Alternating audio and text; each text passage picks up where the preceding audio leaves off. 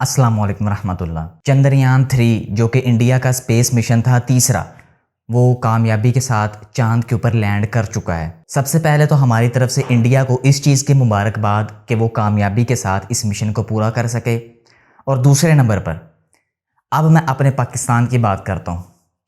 क्या करें पाकिस्तान की बात, पाकिस्तान के एजुकेशनल सिस्टम के ऊपर क्या बात करें। कहाँ इंडिया और कहाँ पाकिस्तान, कोई जोड़ नहीं है।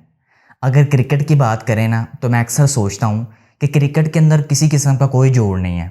इस टाइम हमारी अल्हम्दुलिल्लाह जो क्रिकेट टीम है वो इंडिया की टीम से काफ़ी बेहतर है, काफ़ी बेहतर हालात में है। हर हवाले से, बॉलिंग के हवाले से हो या बैटिंग के हवाले से हो। पीसीबी बहुत ज़्यादा अमीर है, उनका जो बीसीसीआई है वो भी बहुत ज़्यादा अमीर है। मतलब जो है क्रिकेट के हवाले से हम अब टक्कर लेना शुरू हो गए हैं, अब कोई ऊपर नीचे नहीं है। लेकिन एजुकेशनल सिस्टम के हवाले से अगर बात करें तो इंडिया चांद के ऊपर लैंड कर चुका है और हम अभी तक ज़मीन के ऊपर सही तरह लैंड नहीं कर सकते।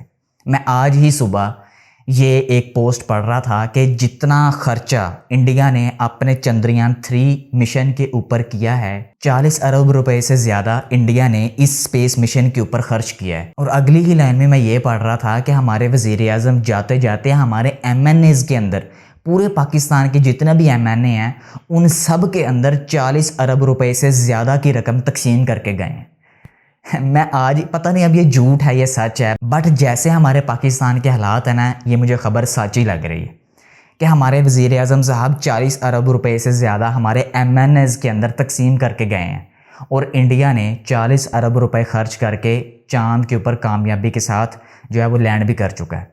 आप ज़रा सोचें कि हमारा एजुकेशनल सिस्टम कहाँ पर है, हमारी बच्चों की सोच कहाँ पर है और इंडिया के बच्चों की सोच कहाँ पर है। अक्सर एक और तहरीर पढ़ने को मिलती है कि जितना खर्चा इंडिया ने 40 अरब रुपए इस चंद्रयान 3 मिशन के ऊपर लगा दिया है, अगर उतना ही खर्चा वहाँ के गरीब मिस्कीन जो बेसहारा लोग हैं उनके ऊपर करते तो शायद उनको कोई सहारा मिल जाता, उनको कोई रहने को जगह मिल जाती। जो वहाँ पे भूखे लोग रोज़ाना मर रहे हैं, शायद उनको कोई खाना मिल जाता। देखिए ये बात अलग है, लेकिन अगर बात एजुकेशन की जाए ना, एजुकेशनल वे में अगर बात की जाए तो भाई हम लोग इंडिया के मुकाबले में 100 साल पीछे हैं, बहुत पीछे हैं हम लोग।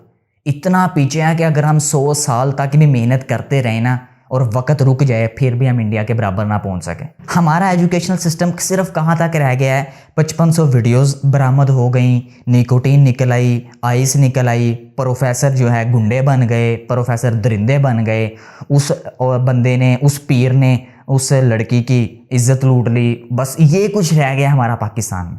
वहाँ इंडिया देखें, ज़रा सोचें कि कहाँ का कहाँ पहुँच गया है, चांद के ऊपर लैंड कर चुका है और हम लोग पाकिस्तानी अभी तक आटे को रो रहे हैं, अभी तक हम अपनी हुकूमत को रो रहे हैं और हमारी हुकूमत IMF को रो रही है। ज़रा सोचें कि अगर वो हमारे ऊपर हमला कर दे, हमला करने के बाद हम इस काबिल हैं कि हम अपना कारोबार दोबारा मेंटेन कर सकें। चाहे हमारे पास ईमान की दौलत है, लेकिन ये बात भी सच है कि अगर वो हमारे ऊपर हमला कर दे तो हमला करने के बाद हम इस काबिल नहीं हैं कि भाई हम दोबारा से अपने मुल्क को खड़ा कर सकें, हम अपने कारोबार को दोबारा खड़ा कर सकें।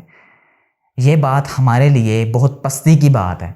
सबसे बड़ी बात कि आज का 9th-10th का रिज़ल्ट आया है, सारे बच्चे पास हैं, बहुत कम तादाद में बच्चे फेल हुए हैं। जिनको स्कूलों के अंदर रोज़ाना मार पड़ती है, जिनको स्कूलों के अंदर कोई पूछता नहीं है, नालायक, जिनको एक किस्म का पांडा कहा जाता है, वो पास हो गए हैं। क्यों? क्योंकि भाई अगर फेल करेंगे तो सारी की सारी दुनिया बाहर निकल आएगी और बताएगी कि भाई आपने स्कूलों में हमें दिया क्या कि हम पढ़ते, आपने स्कूलों में क्या दिया हमें। ना अच्छे प्रोफेसर दे सके, ना अच्छे टीचर्स दे सके, ना आप मतलब क्या दे सके आप हमें। लाइट इतनी इतनी देर ऑफ रहती है तो स्टूडेंट्स कहाँ पढ़ें, इसलिए वो क्या करते हैं, सारे बच्चों को पास कर दो। जितनी ज़्यादा करप्शन इस टाइम हमारे एजुकेशन सिस्टम के अंदर हो रही है, शायद दुनिया के अंदर कहीं हो रही हो। तो सोचने वाली फिर बात यह है कि आने वाली नस्ल जो है वो भी तो फिर जाहिल ही निकलेगी ना। आप उनसे बात करेंगे, वो 2 गालियां दे के बात का जवाब देगी। फिर आप ये नस्ल एक्सपेक्ट नहीं कर सकते कि भाई यही वो नस्ल है जो चांद के ऊपर लैंड करेगी, यही वो नस्ल है जो चांद के ऊपर कदम रखेगी। ऐसा नहीं है, फिर ऐसा आप कर नहीं सकते।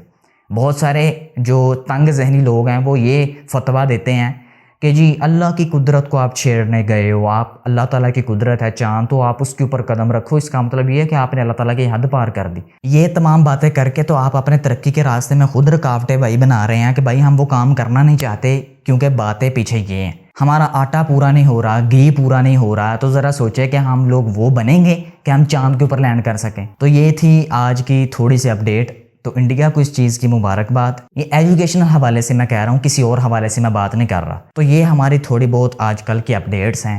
तो उम्मीद करता हूँ ये पसंद आई होंगी। तो वीडियो को लाइक कर दें, चैनल को सब्सक्राइब भी कर लें। अपना और अपने प्यारों का ख्याल रखिएगा, दुआओं में याद रखिएगा। पाकिस्तान के लिए ख़ासकर दुआ किया करें। अल्लाह हाफिज़।